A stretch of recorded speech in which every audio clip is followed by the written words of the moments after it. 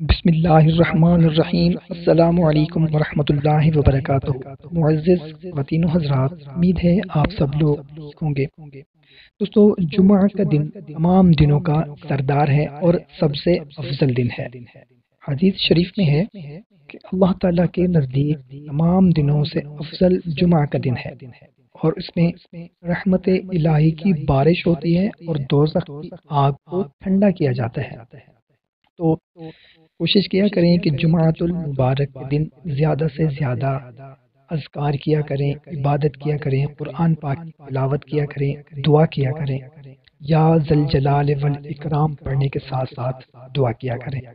تو آج کی ویڈیو میں آپ لوگوں کو جمعہ کے دن ایک ایسا آسان سا وظیفہ بتانے لگا ہوں جس کے کرنے سے انشاءاللہ تعالی آپ کی ہر قسم کی تنگی، وہ چاہے رزق کی تنگی ہے، مال کی تنگی ہے، روزگار کی تنگی ہے، آپ کے کاروبار میں کوئی تنگی ہے، پریشانی ہے، نوکری نہیں ہے، مطلب کہ رزق سے متعلق کوئی بھی تنگی ہے یا پریشانی ہے، انشاءاللہ تعالی آپ کی حل ہو جائے گی۔ یہ عمل آپ نے جمعہ کے دن کرنا ہے۔ اس عمل کی اجازت عام ہے جمعہ کے دن کسی بھی وقت، فجر کی نماز سے لے کر مغرب کی اذان سے پہلے تک آپ نے 100 مرتبہ، صرف 100 مرتبہ آپ نے صرف اللہ پڑھنا ہے۔ ایک تسبیح آپ چلتے پھرتے بھی پڑھ سکتے ہیں، اٹھتے بیٹھتے چلتے پھرتے بھی پڑھ سکتے ہیں۔ اگر آپ کو وقت ہے تو کسی اکیلی جگہ پر بیٹھ کر بھی آپ یہ عمل کر سکتے ہیں۔